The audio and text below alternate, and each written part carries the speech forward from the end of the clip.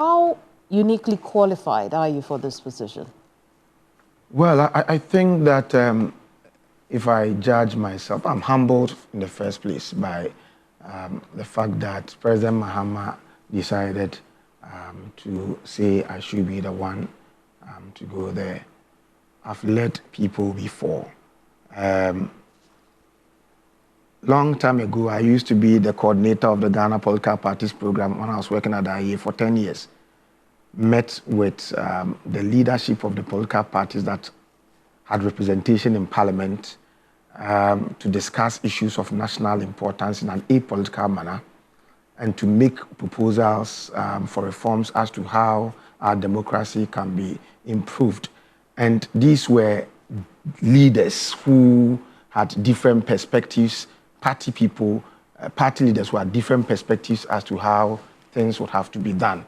But I was able to coordinate the affairs in a manner that ensured that anytime they met us, they were able to unite beyond their partisanship to discuss issues of national importance. It was that program that birthed the idea of constitution review.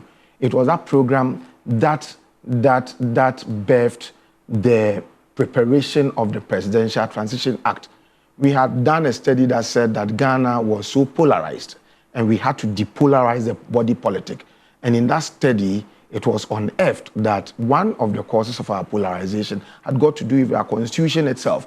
And the argument was made that even though it had served us well, it nevertheless contained provision that hindered the maturation of our democratization process. And so we first made the call for its review. I moved from the coordinator of the Ghana Political Parties program. And don't forget, I was working at the IEA for 14 years. I worked under Jean Mensah for 14 years, and we dealt with so many issues, dealing with political party leaders who were providing funding for the political parties that had representation in Parliament. They brought their capacity building programs to us. I vetted them.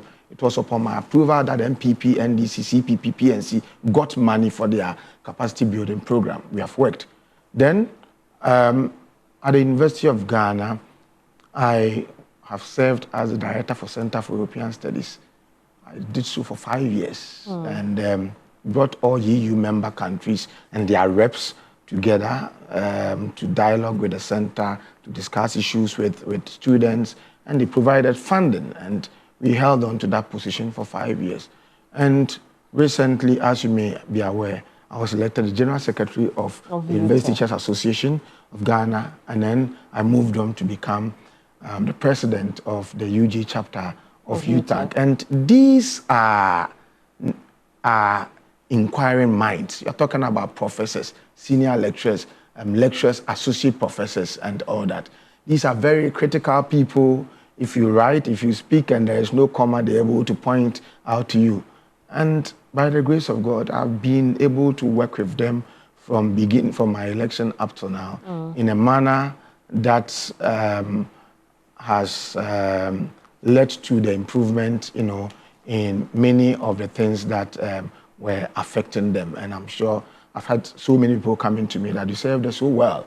And so they are sad that I may have to transition into another position. So with these portfolios that I've managed, I believe that I am more than willing to, first of all, learn, and that those people I will go and meet there, and to quickly adjust to provide a kind of leadership that will ensure that their core mandate of protecting the interest of shippers is achieved and is achieved in style. So we are not going there to... Right, so Prof, while there is no debate about your professional experience as an academic and a governance expert, questions have been raised about whether or not you have the experience to be able to manage the Shippers Authority. And when you compare with your predecessors, the man who will be handing over to you has an MBA in finance and IT. The woman before then, herself also someone with a business experience. You, on the other hand, a professor of political science, an experienced academic and a governance expert. That has nothing to do with shipping. Well, maybe you don't understand then the work that we do and the training that we even receive when we go to the university. The university education is supposed to make you universal in outlook. You are supposed to be given a kind of training that makes you moldable and receptive to learning and to be adjustable to everywhere that you go. I'm not sure that when you are coming here, you had a certificate in moderating hot issues, but you came in here, I'm sure on the job, you're able to. And so I think given what I've done in my life, my experience teaching, those people that are heading so many positions, those people that have been appointed or were appointed in previous government and have been appointed in this current government, some of them have not even had work experience before, but they have excelled. Okay, it means we taught them well in the university to make them adjustable to the new situations. And so if I've taught them for 20 years and they've excelled, you think I cannot excel when I go there? I doubt I would be able to do it. You're sure this is not a square peg for a round hole problem? I don't think so. At all? I don't think so. You are not a square peg in a round hole? No, I don't think so, because the president, I'm sure, assessed me. Let me tell you that this is not the first time the President Mahama has approached me. The first time he got in touch with me was in the lead up to 2016 elections. And I think that you have what it takes to be a representative in Parliament, and so go to your constituency in Fantiman to be an MP. And well, I remember Akwanas Kwanza then was the minister, Central Regional Minister, and also MP for Fantiman. I drove there to tell him that Akwanas, go tell Mr. President, I am grateful for the confidence he has in me, but I don't think that I'm ready. The second time he got in touch with me, I was a visiting professor at the University of Bristol in 2018, where I think Boateng Shemanti Ejakon died. Okay, and he called. I was in Bristol, London, and then Bristol, UK. And then he said, well, there is a vacant seat. Will you want to contest? I said, Mr. President, I am not an NDC man. And he said something that I thought was profound. He said, we are not looking for an NDC man to go contest that seat. We are looking for a Ghanaian and somebody who is competent, who will be able to win the seat and serve the constituents and by extension serve Ghana. Even that, I wasn't so agreeable to the call, so I turned it down.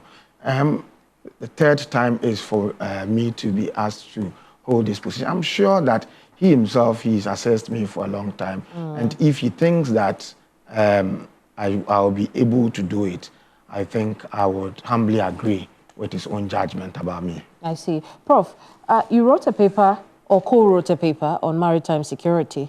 Yes. It's sponsored by Dunedin and the University of Copenhagen. Yes. How does that knowledge help you deal with your new role? Well, we talk about Ghana Shippers Authority, and people always think that's all it's about the Marines. No, it's about shipping. You ship on the road, okay? You ship on the sea, and then you ship also in the air. So it's three. So it's not only about what happens on the sea. The seas. But yes, I had an extensive relationship with some scholars from the University of Copenhagen, their Department of Political Science there, where they gave me some research work. I did that in collaboration with a lot of people, including the currently appointed CEO of the Ghana Maritime Authority, where we looked at how we can build capacity in promoting security on the high seas. It was an extensive program, successful program, and I think the insights that I got there, how you can deal with pirates and how the high seas can be made safe, how we can address illegal fishing through illegal means, and how we can ensure that the integrity of our high seas do not get compromised and all that. These are things that I studied and I got much information and insight into, that I believe that when it comes to that aspect of Shippers Authority's job that deals with their work on the high seas would come in handy. I can fall on them to help me in discussing with people I'll be working with and taking the best decisions as to how shippers' interest on the high seas will be promoted. I see. Your critics say that this position that you have now is a reward for your work over the period, over the period of criticizing the previous administration. How do you respond to those critics? Well, I mean, critics saying this, oh, it's a democracy, and people are entitled to what they want to say. Some easily forget, some are ignorant. Go to Ghana's history. I started this work of subjecting governments to strict proof in J. Kufuor's time. Look at my work, ministerial appointment and government expenditure in Ghana's Fourth Republic. I did that study because of J. Kufuor, who had criticized Jerry Rawlings for having 82 ministers. And then when he got to become the president, he had 88 ministers. I criticized him severely, and then that forced me to go into that study to look at how much it costs to hire just one minister.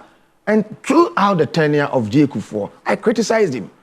When President Mills was the president of Ghana, I was the man who told him that we don't need a moralist as a president who will stand for a certain virtue and would not be able to translate, or that virtue would not translate or would not affect his appointees. So it is not enough for you to say mepe asumdwe when your appointees are not peaceful. It is not enough to say, as for me, if I'm traveling, I'll not take per diem when your appointees were doing same. Okay, it was under him that we had, Jerry Rawlings had the coinage babies with sharp teeth. He didn't want people to be insulting, but his young appointees were insulting. So I criticized him. And if it gets to John Mahama, the least said about him, the better. We were part of those who pushed him into opposition. We took him on critically. We subjected him to street proof. You can Google me and see the days of John Mahama. We were part of those who subjected him to street proof, and we gave him huge, monumental criticisms with the view, not out of malice, but with the view to ensuring that he did the right thing. And so we're part. When we felt that, look, where it's gotten to, we had a lot of hope. There's a lot of hope in President Akufo-Addo. We felt that it's important that we push President Mahama away. And we pushed him away. But the fact that we pushed President Mahama away didn't mean that we're going to be silent when Akufo-Addo was not performing well.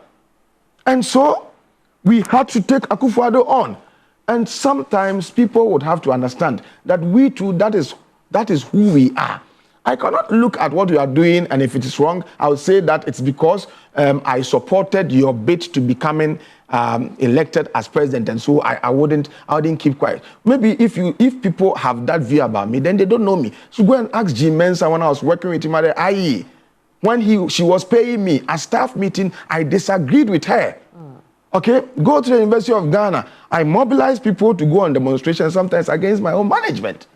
Okay, no, sorry, go on strike, sometimes against my own people. When my application for promotion to the rank of full professorship was being considered, I was at loggerheads with my provost.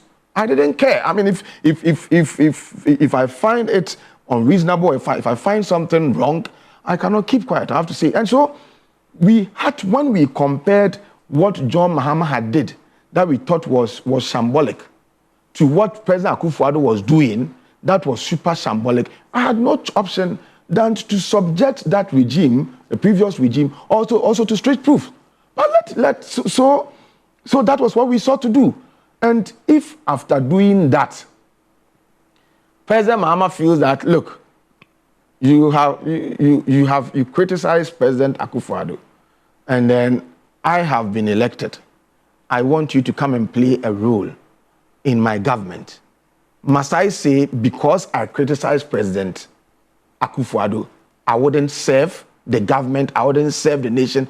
I think it is a certain display of low-key intelligence for people to say that once you critiqued the previous regime, if you accept an appointment in the current government to serve Ghana, not to serve a political party, but to serve Ghana, you all of a sudden become a member of that party. I mean, it betrays our own sense of appreciation, of the issues. Who told you? When we hounded President Mahama out of power.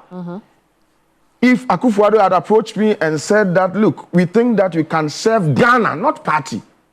We think that we can serve Ghana in this particular way, and so come and help, I would have accepted it. But he felt that with his appointment, he had to surround himself with a certain caliber of people. And so be it. If they performed, you take the glory. If they malfunction, you take the blame.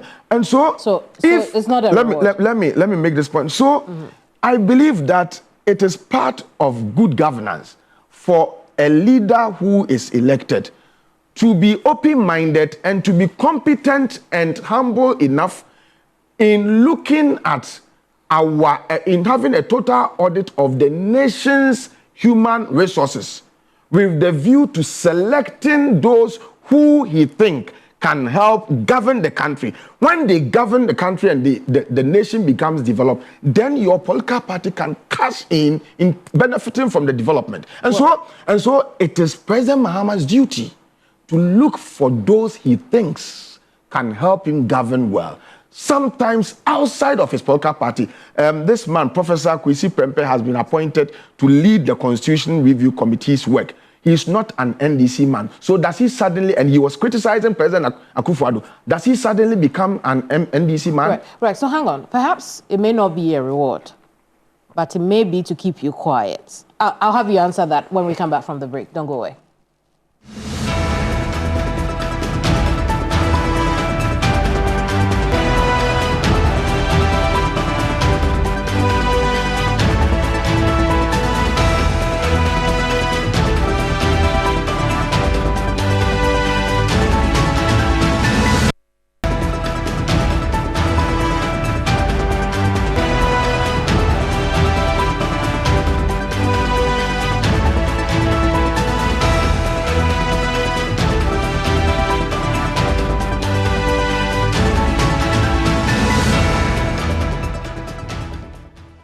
My guest in this edition is Acting CEO of the Ghana Shippers Authority, Professor of Political Science, Ransford Gyampo. Again, thank you so much for talking to us. But the issue is, perhaps this may not be a reward, as you've explained, but it is to keep you quiet. But Ransford Gyampo, can I keep quiet? I cannot. Maybe that's how I was also created. I am told I talk, even in my sleep. And so I can't keep quiet. So you will criticize the government? If it is right, we'll comment. If it is wrong, we'll talk about it. You see, the difference that I see, okay, anytime you heard me speaking publicly, it means that I did not have the opportunity to speak privately to articulate my concerns. Okay, so I told you earlier that when I was working with Jim Mensah at the IEA, there were 10 times that we disagreed, but you never heard me talking about it publicly because I had an opportunity to ventilate my grievance directly. And so, why not? And in my work at the IEA, we sought to influence also public policy. And one of the ways of doing so was to do things behind the scenes for effect. And so you will not hear us in the public talking about something, but if you have the opportunity, you go to the policymaker and engage the person with a view to influencing him or her so that they do what is right. And so the point is this: if I have access to the president, if I have access to my minister, if I have access to people who are able to do X, Y, Z to improve the lot of Ghanaians, and there are issues that I find wrong, the sensible thing to do is to speak to them directly, and I'll do so. Which means you would not openly let me finish. Let me finish. Okay. The sensible thing to do is to try to draw their attention and say, hey, this and this and this that you are doing are not right, and so address them. Okay? You would hear me coming out publicly, I've indicated, you hear me coming out publicly only when I feel that avenues for ventilating my concerns about what I think is wrong are blocked. And in the previous administration, they were one, blocked. Number two, you had some of their communicators coming in to tell you that, Prof Gyampo, it isn't that what you are saying is not true. It is true. But we have a president who does not like being told the right thing, especially coming from people outside of his government. Who can intimidate? But I don't see that with President Mahama because, look, I went to him and asked, President Mahama, you have only 4 years. What do you need 4 years power for? He said, Ransford Gyampo, I want the 4 years to reset Ghana and to leave a legacy so that I can go. So people, my legacy would outlive me. So I feel that a person like that with such a mentality, if you go to him and proffer an advice or offer a critique, he will take it in his stride so that it will not have to get into the public. But if it becomes necessary that it comes to the public, you would see me here on key points. I have not abandoned what I'll be doing on key points. So you hear from me. So I am assuring Ghanaians. I said it the other time that, look, me, Ransford Gyampo, I cannot keep quiet. That's how I was created. If it is right, we will speak about it. If it is wrong, we would criticize it. And if it is necessary that we do so in public, you hear me doing so. I see. What happens to political neutrality? You were supposed to be the neutral voice here. Political neutrality. See, a line of distinction must be drawn between neutrality and objectivity. Okay? Neutrality means you are not taking sides. The car is not going, it's not on D, it's not on P, it is on N. You are not taking sides. Okay? So I am not MPP man. I am not NDC man. On that score, I am neutral. But when it comes to decision making, you make decision based on a set of variables and information that you have. And based on that, you must go on right, or you must go to right, or you must go to left, based on the information that you have. And so I voted in the last election. It is on Aristotle said man is by nature a political animal. Okay? He says that man, we should, when Max Weber was talking about the need for some of us to be politically neutral, he didn't say we shouldn't vote. Okay? He said you shouldn't be identified with one party or the other. You shouldn't be seen to be adorning yourself with one party paraphernalia. You shouldn't be seen to be campaigning for one party. That's what he meant by political neutrality. So it means that regardless of neutrality, you must vote. But when it comes to voting, you must then look at the information that you have. I voted for MPP in 2016, and in 2020, I drove from here to Achemfo Hammond Hall, Sopon, to go and vote for them. Okay, I had assessed, then in 2024, I had assessed what they had done. Okay, and then I had looked at what President Mahama had also done previously and compared it to also the kinds of things he said he was going to do. Based on this information that I had to make a choice. And that's what we say, objective choice. Okay, so I've heard people saying that, oh, but you guys were the neutrals. And so why do you go into government? It is unthinkable. You see, just as Ghana, we go to borrow money for the construction of roads, just as we go and borrow money for the building of hospitals, just as we go to borrow money for constructing major infrastructure projects, I would respectfully call on President Mahama that during his government, we must also look for money to deal with public ignorance. Because one of the features of every developing country is that the public itself, you may have some huge chunk of the public itself being ignorant. So let me come home to answering that question you asked. So yes, you've been a neutral, okay? They see you as a neutral, and so you are not NDC, you are not MPP. Then the government comes and tells you that, look, even though you are neutral, we want you to come and serve. And then you say that because I'm neutral, I cannot serve.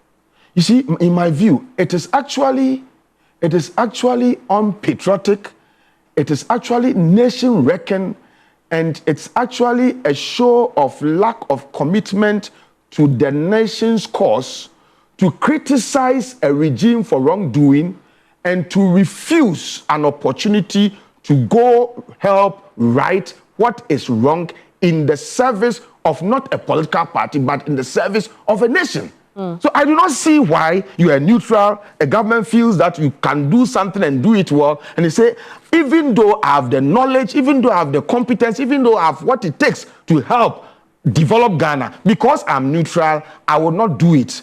You are a nation wrecker who is not worth your salt, and you must not have a place in the nation's governance process or in the nation's existence. I see, but and so tell them that, I'm telling them that it doesn't make sense to tag somebody as neutral and to say that because he's neutral, even though he can do something to help Ghana, we should dissipate that national human resource because he's neutral. Do you still consider yourself a neutral? I am not NDC, I am not MPP. No, but you work with the NDC government now. I work with the government of the day to serve. Which is NDC? Well, so I work with the government of the day to serve Ghana. And if per my work output, there is something good that comes from it, and the party in power would want to cash it as part of their achievement, so be it. But at the end of the day, my vision and my commitment and my resolve is to serve Ghana by brightening the corner that I have been placed, and not to serve political parties. Let's look at some of the thought processes that we've had. 2016, you voted for NPP. 2020, you voted for NPP. Now, because you didn't get anything from the 8 years of the NPP, you criticized them and started gunning for the NPP. Don't say that. No, don't say that. Let me finish so that people can understand where I'm going to. Let us correct it. Don't say because you didn't get anything. I was not part of J. Were you offered anything? I was not part of J. Kufuor's government. Okay. I was not part of J. Kufuor's government. I criticized them. I was not part of Atamel's government. I criticized him. I was not part of President Mahamad's government. I criticized him. I was not part of Akufo-Addo's government. I criticized him. I am part of this particular government, and by being asked to serve as the acting CEO of the Ghana Shippers Authority. And I'm telling you that I would offer same criticism. This time, because of access, I'll give it to them directly. But where the access is blocked, you would hear me coming out publicly about it. I've told you. Well, yeah, I know that. Yes.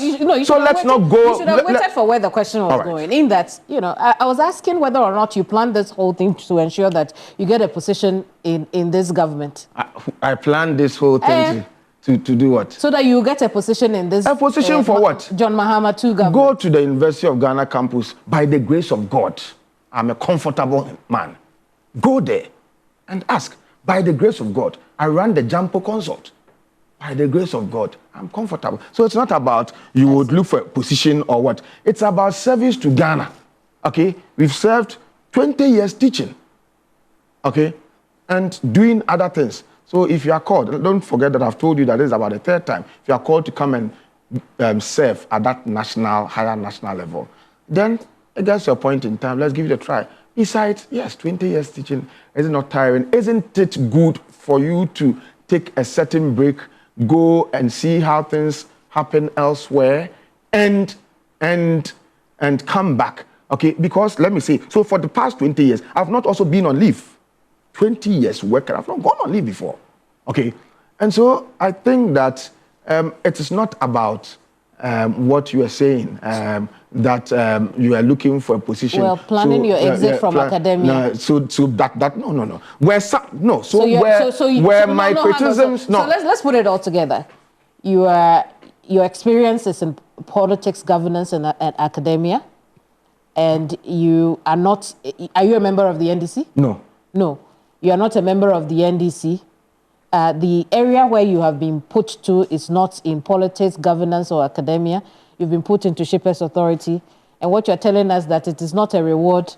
You didn't plan to get this either. The president just decided that you are competent and gave you that position. The one, don't have that reductionist view of all that I've said. I'm sure Ghanaians are listening, and so they have heard me loud and clear. So please listen to me carefully so that my answers would shape your further question, because it's like that you are asking me to be repeating myself. The one who is outgoing is not a shipper. The previous one was not. Also not. I've told you. I've told you. I'm saying wasn't. The one who will be handing over to you. He's not. Has an MBA in finance. Yeah. So Listen, the best, let me tell you, I don't want to, well, let me not say that, but you see, we've had even at the national level, at the national level, people who lead us as presidents. I'm asking you, at the national level, people who lead us as presidents, do they have some of the things, do they have some of the qualifications that I have? But they are smart, some of them are smart because they know that you don't have to have all the qualifications to lead as national president. A smart president is he who appreciates the fact that even though I am the president, I don't know it all. I don't have all the qualifications. So he's able to assemble a team so that the team will govern for him, and then he takes the glory. You're a smart president. And so the point is not about, oftentimes in my experience and given what I've known, people who are overly qualified about certain areas, when they are sent there, they go and malfunction. I know one bank, a friend of mine who was given an award as a banker. She studied Swahili, philosophy, and another, is it drama or dance? And later when she decided to apply herself to the idea of wanting to be a banker, she excelled. And today she is at the top level. So the point is about leadership. There are directors, there are people who are already there. Okay? There are directors, there are people who are already there. They've had experience and they've done the work for many years. You are just supposed to provide leadership. And you know the meaning of leadership? It is not headship. It's one's ability to inspire confidence in the people, influence them so that they give you enthusiastic cooperation to help you achieve what you have set for yourself. And that one, I know by the grace of God, I can do it. All right. What would you say your leadership style is? As president of UG-UTAC, for instance, I mean, I've always had my executive council. I've always had my executive members, and decisions are discussed. And at the end of the day, what the majority decides that we do, I am the chief supporter and defender and implementer of what my team all agree that we do. And so even though you see me as a strong-willed person, even though people feel that, yes, I'm a man of my own conviction and order, when you are working with people, you must listen to them. You are not wiser than all of them. And so even if there is something that you strongly feel about, there is a way to articulate it and bring them all on board to own it. But if at the end of the day, majority feel that what you are saying doesn't make sense, you must pander to other views. As an academic, that is how we are trained. Otherwise, if I write my paper, research paper, I'll publish it myself. But in academia, if you write your research paper, it is sent to other people to give their views. Sometimes they tell you that what you've written is nonsense, and you must take it in your stride to come and improve the quality of the paper. So I know how to work and to be tolerant of dissenting views, because I'm a Democrat. I see. What do you hope to achieve at the Shippers Authority? At the end of the day, their core mandate of protecting the interests of shippers should be achieved in full. They should be able to do what they have been set out to do without much challenges, without much problems. I mean, if we go through, yesterday I was just going through their act. Yesterday I started going through the handing over notes. I saw a few work in progress that I don't want to talk about them because I'm yet to meet with the various directors. So, but I saw a few things that are going, our gone CEO had left, and how he had started. It's a fine gentleman, what he had done and what he feels should be done. And it's even assurance that Ransford Gyampo, I have worked here for 14 months, and I have a certain sentimental attachment to the place. And so I want to see the place run properly and all the challenges, surmounted. And so because of that, I'm pledging that, look, anytime you call me, I would come. If you need my assistant, anytime you call me, I'll come in. I thought it was a fantastic show of maturity by the outgone person. And so We would work with all of them to ensure that the core mandate of the place is achieved in a manner that makes everybody happy, particularly shippers. I see. Let's talk about the chaos during the vetting process, away from your appointment issues. The chaos broke out on Thursday when the MPs gathered to vet. How did you feel about that? It was unfortunate. When I was watching it, I blinked my eye several times because I felt it wasn't true or I wasn't seeing well. Look, in other democracies where you have hung parliament, people fight. In other jurisdictions that have developed democracies, sometimes there are fisticuffs. Sometimes people throw chairs at each other. Okay, but in Ghana, we have shown clearly that we want to climb higher the ladder of democratic progression. And so because of that, we cannot use the bogus practices elsewhere to justify what we want to begin to do. Okay, so we must only be seen to be copying from best practices. So what happened there is not something that has not happened before anywhere. Okay, it's happened. It happens in other countries. But I think that our standards we have shown are high. When we were going to go into this 2024 election, I have so many friends abroad who had expressed worry and concern as to whether we'll be able to survive because it was a keenly they felt it was going to be keenly competitive election. And if you don't take care, the possibility of such keenly competitive election degenerating into chaos is always high. I told them that the people of Ghana have resolved that democracy is the way to go.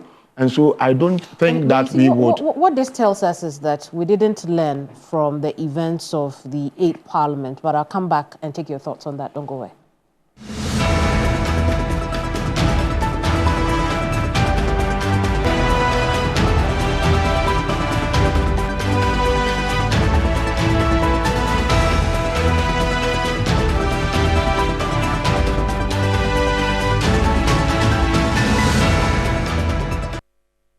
Welcome back. You're still live on Hot Issues. My guest is Acting CEO of Ghana Shippers Authority, Professor Ransford Gyampo. Prof, again, thank you so much for your patience here.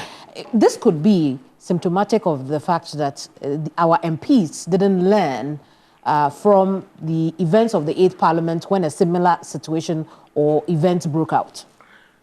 Well, I think that maybe what happened the last time in the 8th Parliament, maybe there were no sanctions. We just brushed it aside as a people. And so that's how come then some people will do this.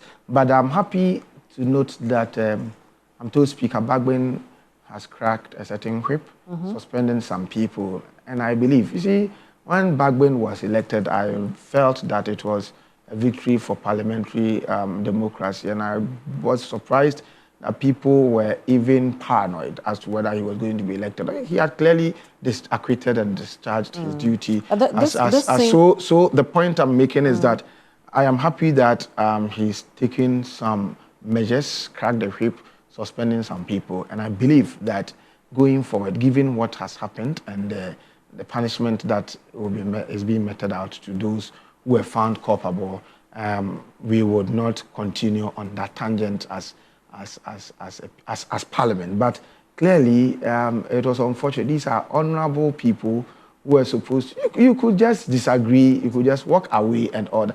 And you could even decide that, look, we are not leaving, but we are not allowing the processes to go on.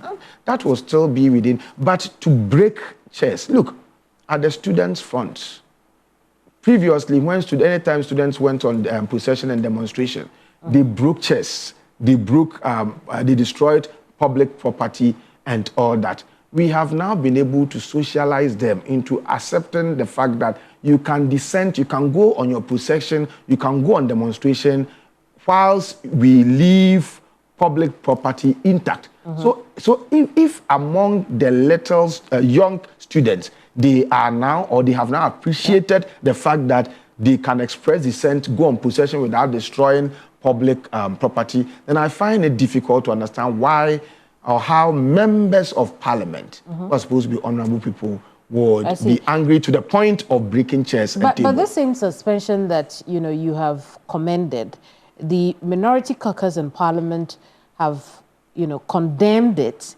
because they question what power the speaker is using to suspend their people or the MPs who have been suspended. Your thoughts on that? Well, so I don't know. So they wanted it to be a jungle situation. They wanted it to remain chaotic. I think that the majority group must be commended for being tolerant, overly tolerant of the minority group. You see, Poly 341, ancient and medieval political thought. I teach my students. Aristotle's talk about democracy and the need to avoid tyranny of majoritarianism. He simply says that it should be majority rule. Majority must always have their way. But no, regardless, we should, as much as possible, try to be tolerant of the minority and factor their views and whatever they stand for into the views of the majority. But I think that, you see, majority group, they can do without, given the overwhelming numbers, they can do without the minority group. But I suspect that they know, you see, if you are very powerful, you don't rush to do things. I know that they appreciate the enormity of powers and influence that they have, but at the same time, they want to have the minority group being carried, along. And that's how come they've been very patient with them. But I think that that is not, you see, democracy is about majority rule. That tolerance posturing of the majority group is not licentious for minority tyranny and minority wanting to now dictate as to how things must be done. So if they have condemned, so what were they expecting Bagbin to do? That everybody should keep quiet, we should sweep it under the carpet. I have said that IGP Dampari, no. They thought there should have been a debate on the incident. I have said that Dampari is on record to have arrested members of parliament and government officials for violating traffic rules. And it is not possible for people to destroy public property or state property and for us to sweep it under the carpet. And so I'm saying that we should go to the extent of asking Dampari, the IGP, to arrest those culpable for destroying properties that we use my taxes and your taxes to procure. Which is what the speaker has ordered. But the minority is saying, look, we should have had a debate on the incident and collectively as a house taking a decision on how to deal with it. I don't know what they mean by that. It is. You cannot, I do not see, you see, regardless of the level of their disagreement and frustrations and all, there's no way you can justify what went on. And so, how do you, who went to do that, become part of a debate about your wrongdoing? Something that clearly the good people of Ghana who have given mandate to these guys to govern and have expressed dissatisfaction about. How do you expect that the same person who did these things that are untoward will go and sit down and say that, look, I admit that what I did was wrong? You cannot be judging your own matter like that. And so if you have a speaker who was not there taking a decision and giving a ruling that, look, given what has gone on, and he did he suspend only the minority group? No. He suspended members from the majority group, one person from majority. And so then what are we talking about? I think that it is democratic. Minority would have to be heard, but let us be careful. The argument against tyranny of majoritarianism is not licentious for minority governance. For the chaos that took place, the minority side has also blamed the clerk who was administering work for the committee on that day. Is there any justification for that? No, I've said it already. I'm saying, look, I don't think that they are people who they are mad people. They are not mad. Certainly, something provoked them. Something pushed them into doing whatever they have done. But I'm saying that what they did is so wrong that regardless of whatever provoked them, that thing that provoked them cannot be used as a justification. Okay, so whether the clerk did something right or did something wrong, Okay, regardless of the explanations, we cannot justify what had happened. And so I am in full support of the decisive action that has been taken by the Speaker of Parliament. And I know that going forward, tomorrow, if you are going to carry a chair, okay, then you know that the good people of Ghana will hoot at you, and then there would also be consequences. Is the vetting committee or the appointments committee performing? Are they doing their job well? Yes and no. I think that yes, because there are some of them that through interrogation I've gotten to know them better. Okay, this Abuja, I mean, the way and manner he was interrogated, I didn't know that he knew even much about his area. But, and then quite a number of them. It's just that, you see, you cannot know somebody by asking him questions in perpetuity. Okay, you should be smart enough to know somebody by asking him a few questions and judging his demeanor and his responses. You should be able to make up your mind. Now, when you say this, people say that, oh, but they quizzed Ufuriata for 2 days. And I said that, so what? They quizzed him for 2 days. When they did that, some of us felt it was wrong. We are in a habit as a nation of using bogus practices to justify today's bad practice.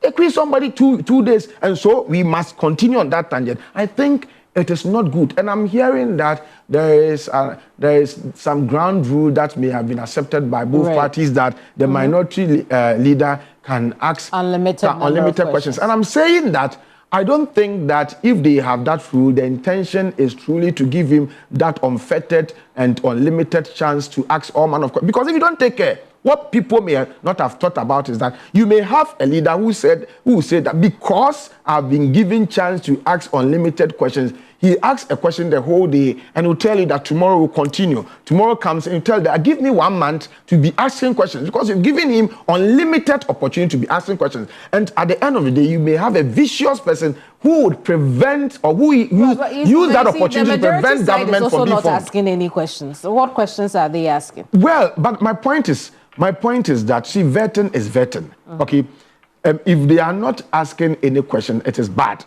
Okay, because the idea is to be able to ask questions that will bring out what is in them. Okay, so that we all can also be part of the judges as to their competence and all that. So if they are not asking questions, we'll tell them to ask. But then the point is that it does not then mean that if somebody is not asking, another must ask throughout the day and all that. Because I'm saying this again, you get a minority leader who may be very vicious. Let me make this point, please. Quickly. You get a minority leader who may be very vicious and will say that, well, I'm going to ask questions for 1 month. And the idea will be that, yes, you said I should ask questions in perpetuity. And he will do so just to prevent the ruling party from forming its government. And so if there is any rule like that, I ask that that rule should be interrogated so that you don't encourage people to ask questions in perpetuity. And some of the questions, you ask yourself, what is the relevance of this question? Who is your mother? How does a response to that question prove your competence? Thank you for coming and talking to us. My pleasure. Professor Ransford Gyampo is acting CEO for the Ghana Shippers Authority. I'm Kemini Amano, and this is Hot Issues. Bye-bye.